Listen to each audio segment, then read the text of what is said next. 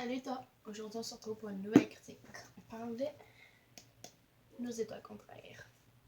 Ouais. Publié originalement en janvier 2012 par les éditions de Danton Books. On va tester ça. Nos étoiles contraires est paru en avril 2013 en français. Et cette fois-ci c'est par les éditions Nathan Jeunesse. Parce que c'est un livre jeunesse. C'est Nathan. Le livre est resté cette semaine à la tête du best-seller de New York Times, ce qui est beaucoup pour un livre, à ce que j'ai compris. Ouais.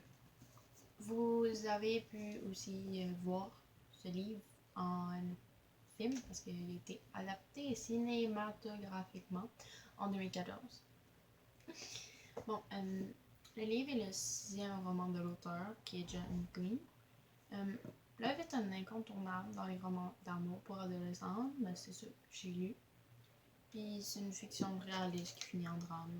Bon, maintenant, le résumé, parce que là-dedans, c'est juste des critiques, c'est la 4e de couverture, il n'y a pas de résumé. Ce qui est assez bizarre. En tout cas, bref. Elsa commence à se lancer des rencontres de soutien obligé par ses parents.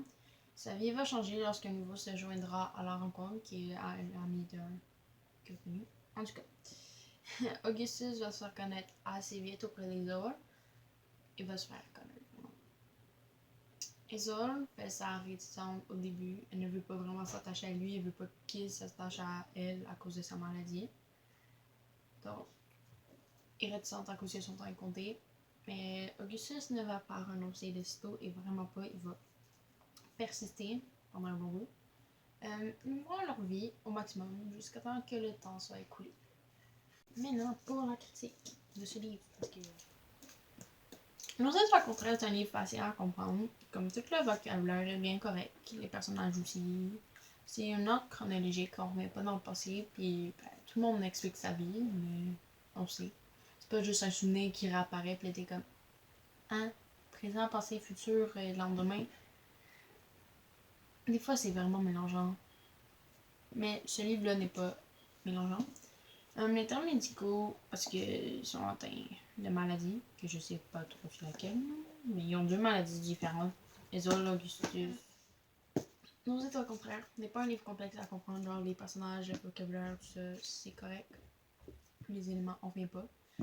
Et le vocabulaire médical, parce qu'ils sont les 2 malades, c'est grâce à ça qu'ils se sont connus, à cause de la maladie, puis dans le groupe de soutien. Ils sont expliqués, la cannule est expliquée, la bonbonne est expliquée, tout est expliqué. C'est pas comme l'autre livre. À Saint-Pied-de-Toi, ça c'est pas expliqué, donc c'est déjà mieux. Pour le vocabulaire, j'ai préféré ce livre-là à Saint-Pied-de-Toi, mais je préfère l'autre quand même. Le personnage était peu, on voyait pas mal les parents des autres. Augustus, c'est les autres. Donc il n'y avait pas assez de personnages pour que ça soit mélangeant. Bon, deuxième élément. Je vais vous parler de la fin, parce que la fin est quand même assez originale, je m'en attendais pas pantoute. La relation entre Isole et Augustus était évidente, mais tout ce qui avait rapport avec l'auteur, je m'en attendais pas pantoute. Genre le voyage à Amsterdam, le fait qu'il soit sous, qu'il n'y a même pas... Vous allez comprendre si vous lisez le livre ou si vous l'avez lu, là, mais tout par rapport avec l'auteur, là, c'est bizarre, vraiment. J'étais juste comme... Hein? Pour les autres éléments, genre les lieux, les thèmes, l'époque, tout ça, c'était pas mal du déjà vu. Comme c'est des romans d'amour là, pour ados. C'est pas... on sort pas vraiment de l'ordinaire, c'est les classiques qui se rencontrent. Magie, magie, ton amoureux. Je dis pas que ça n'existe pas dans la vraie vie, mais c'est juste que pas mal de tous les romans d'amour finissent même. Alors, c'est déjà vu, donc il y a juste la fin qui est originale. Puis tout ce qui tourne autour de l'auteur. En tout cas, troisième élément, c'est le style de l'auteur, parce que j'ai trouvé intéressant. Parce que, selon moi, il est plus poussé que d'autres auteurs. Je sais pas si c'est clair, mais en tout cas, je vais vous l'expliquer. Comme exemple, les discussions sur les livres sont plus profondes. les sujets abordés sont plus... Ils vont plus profondément et tous des sujets un peu plus matures, plus avec des réflexions là. Ce que je veux dire vraiment, c'est que certains passages m'ont mené à des réflexions. Exemple, le passage qui me vient à l'esprit quand je vous parle de ça, c'est quand Kaiser fait sa réflexion sur les yeux brouillés. Bon, au Québec, les yeux brouillés sont utilisés n'importe quand. Sauf que eux, dans le livre, ils disaient ah, pourquoi les yeux brouillés, c'est juste au déjeuner. Ben, aussi déjeuner vu que c'est traduit en France, mais c'était comme pourquoi c'est juste au déjeuner et pas au dîner. Sauf nous, au Québec, on a des brunchs et les yeux brouillés, on peut manger ça n'importe quand. Donc,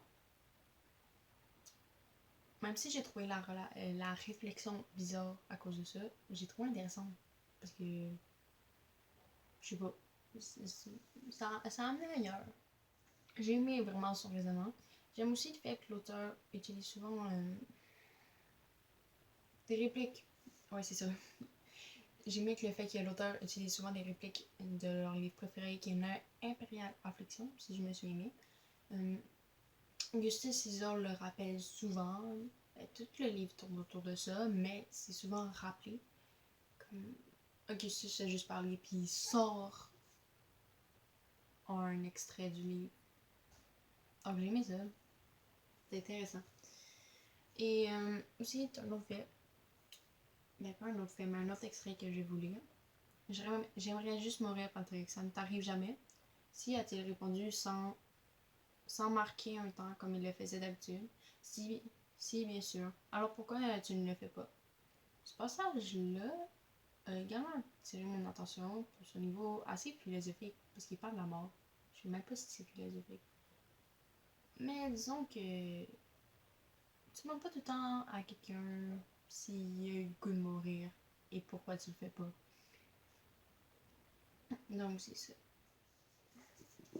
Pour résumer mon appréciation sur Nos états contraires, ce livre est facile à comprendre. La fin est originale, c'est pas du déjà vu, et le style de l'auteur attire mon attention. Un des points négatifs, c'est que je dirais pas que c'est un immanquable des romans d'ado. Je sais pas pourquoi ça a fait de fureur en 2012. Je l'aime bien, mais c'est pas mon préféré. Peut-être une étoile de 3, 3,5 maximum.